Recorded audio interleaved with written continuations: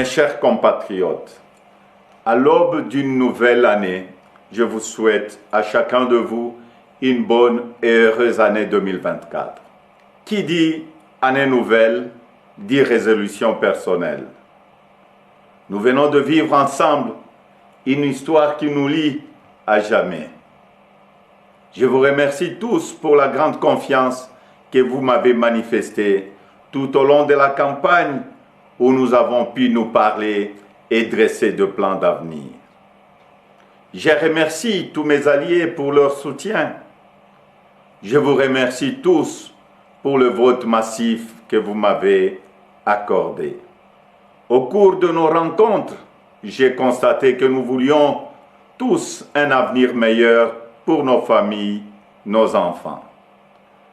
La sécurité pour tous, la santé, les écoles, l'eau, l'électricité, de routes, de ponts, de bacs, de l'emploi, le salaire décent, un logement. Toutes ces choses simples qui devraient faire la dignité de tout Congolais, nous en rêvons. Je n'ai pas oublié les espoirs que vous avez placés en moi. Je n'ai pas oublié non plus vos exigences sur la qualité de celui qui doit gouverner notre pays. Vous me l'avez clairement exprimé. Vous voulez que le pays soit dirigé par des hommes intègres, ayant le sens de la justice et du bien commun. Vous exigez qu'on vous rende compte et qu'on vous associe plus étroitement à la gestion du pays, tant au niveau national, provincial que local. Lors de cette campagne, j'ai pris vis-à-vis de vous un engagement, celui de changer le Congo. Je n'entends pas le trahir. Depuis le braquage électoral du 20 décembre, dont nous sommes tous victimes, nous vivons une énième usurpation de notre souveraineté.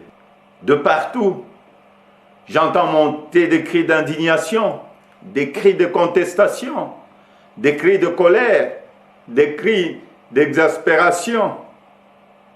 Au mépris de l'expression populaire, un régime ici de la fraude, de la tricherie et du fait accompli veut s'imposer à nous.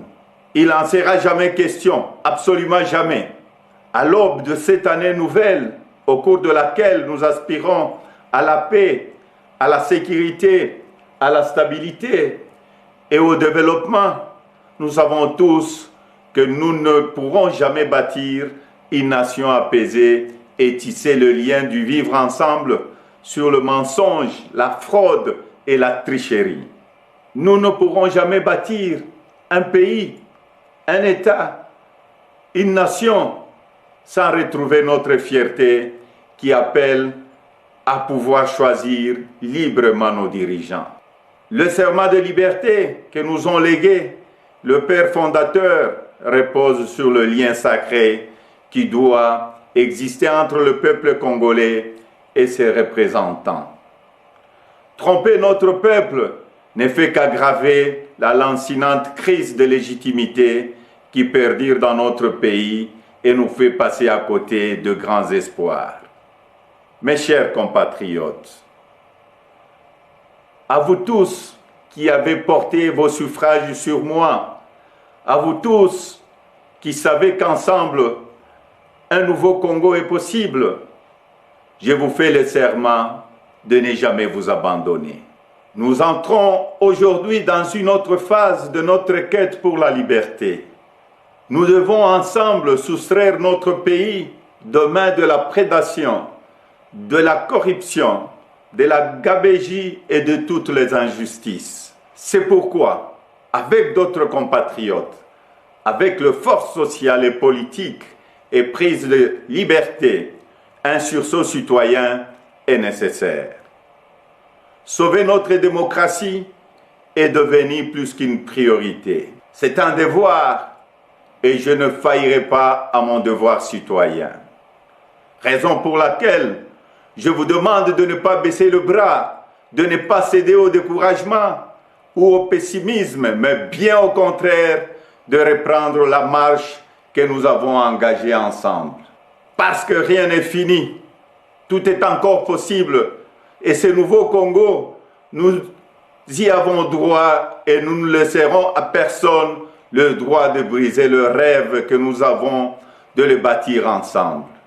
Notre Constitution nous invite à nous opposer à tout groupe d'individus qui veut prendre le pouvoir et s'y maintenir en dehors de la volonté du peuple congolais. Pour notre dignité et l'avenir de nos enfants, nous sommes tenus de souscrire à tout le moyen qu'elle met à notre disposition pour refuser la fraude et l'installation de la dictature. Peuple congolais, tenons bon, restons mobilisés. Le temps de l'action est venu. Par des actions pacifiques, démocratiques, nous allons résister et reconquérir notre droit le plus légitime, celui de faire échec à la fraude et de reprendre en main notre destin avec les dirigeants de notre choix. Amis partenaires, frères africains, les Congolais n'ont-ils pas le droit de vraies élections? Dites-moi, dans quel pays au monde l'on retrouve des machines à voter entre les mains des candidats du pouvoir et on se précipite à proclamer et à féliciter un vainqueur aux élections? Dites-moi le nom de ces pays. Citez-moi un seul pays au monde où l'on décide de prolonger la période des élections de 11 heures à 6 ou 7 jours et on se précipite ensuite à féliciter le vainqueur. Citez-moi un seul pays dans le monde où on proclame le vainqueur sur la base de bureaux de vote et de machines à voter dont on ne connaît même pas le nombre au jour de l'élection. Personne ne peut s'ériger en complice de cette fraude électorale que nous accepterons jamais. Que vive la République démocratique du Congo, unie, libre et prospère. Merci.